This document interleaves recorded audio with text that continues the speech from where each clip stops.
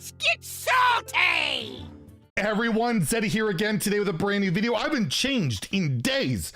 It's almost like I recorded these videos all in a row because I have limited access to this theory crafting account that has all the cards. They all look all shiny. And yes, we're going to take a look at what I think the worst cards are for Voyage to the Sunken City, and we'll see how horribly wrong I will be. And again, we're going to go class by class and the neutrals and take a pick from each one. So, well, let's take a look. What do I think will be the worst Demon Hunter card in? I'm gonna go with this card. I know it's not that bad on paper, and by the way, probably all these cards aren't gonna be bad. They just don't really make bad cards anymore. They're pretty hard to come by. But for me, Coil Scar Commander, it's a 6-mana 2/6 Naga with very long flavor text minion for Demon Hunter. It has Taunt, Battlecry.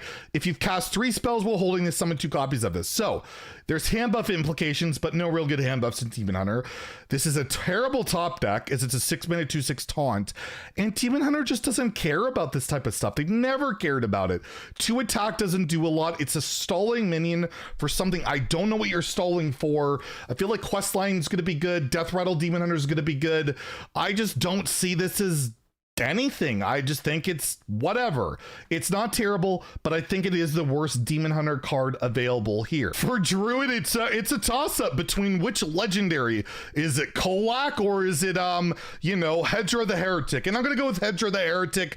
Druid legendaries typically suck, and this one is no different. It is a 7-mana 4/5 Naga, so terrible stats. Battlecry, for each spell you've cast while holding this, summon a minion of that spell's cost. So this has to be in your hand for it to be good. So you need a dead card in your hand for this card to be good. That's bad enough. Then you need to play a bunch of spells that make this worth playing. The random summons need to be impactful enough to do something good. Overall, all the best case scenario stuff for this card doesn't seem even that great. Like when you think of the best case scenario, you're kind of just whelmed. And if that's the case, it just can't be that good, right? And for me, Hedra the Heretic just seems like just really not very good. My pick for Hunter is the new secret, Emergency Maneuvers. It's 2 mana, as well all Hunter secrets are. When a friendly minion dies, summon a copy of it. It's dormant for 1 turn. This is incredible if you copy something big, but if you're copying something big and they're killing it on their turn, you're probably in a good spot anyways. Like, it's good in those big decks that aren't that good and are very fragile and can die from aggression. And then if you're running a greedy card like Emergency Maneuvers, I just don't really see it. And plus, your minion, the copy, it's dormant for a bit. Like, it's not like it's proactive. I just feel like there's better stuff to do in those decks, and you're not playing it in an aggressive deck. You're not playing it in Questline Hunter. I just think it's a kind of more of a greedy, cool secret, but not something that's realistically going to see much play. For Mage, I'm going to go with this card that looks absolutely breathtaking. Volcanomancy, 2 mana fire spell, choose a minion. When it dies, deal 3 damage to other minions. I love the design of this card. I think it is rad. I love the idea of a board clear you could put on your own minions and your opponent's minions, set it up with a kill. It's just, it's a lot of work for a board clear. Like, you have Fire Sale. I know it's half the cost, but Fire Sale just, I feel like it's better. It's got tradable, and it's just a clunky thing. Plus, all the Mage decks we're seeing are like these Naga decks or mech decks, and I just don't see it coming to fruition yet.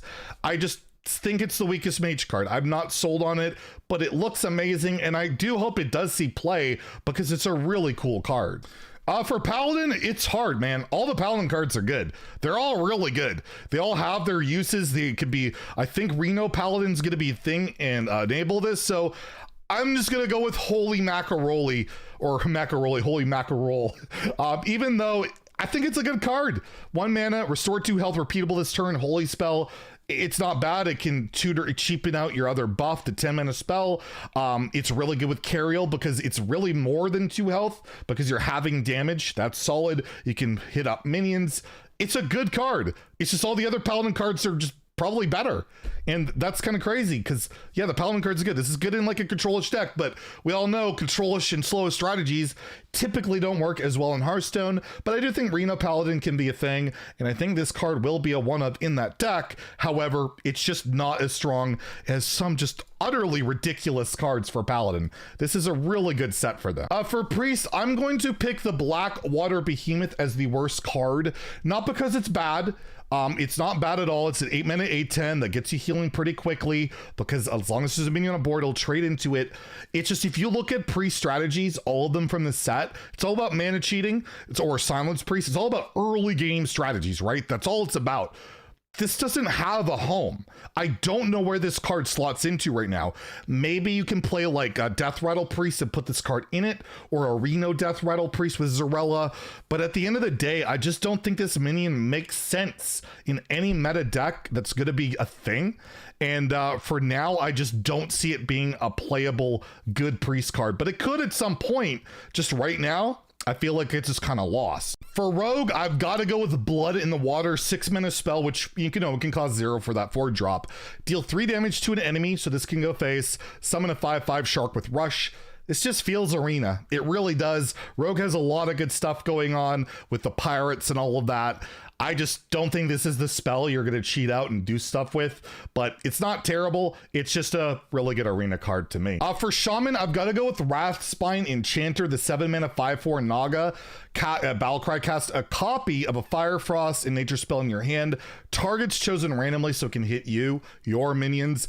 You can build your deck kind of very particularly around this to abuse some spells, but at the end of the day, you have Snowfall Guardian, you have the new Colossal, you have all these amazing good cards that I don't think you need to bother with Wrathspine. You don't need the value of getting these copies of these spells, trying to manipulate your hand that, you know, you have this ready in the certain board state and the right spells and all of that. I think it's a lot of work for not the payoff you really need when Shaman just has so many incredible things going on.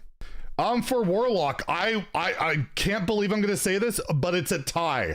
It is a tie. There's not just one worse card. It's all of these ones.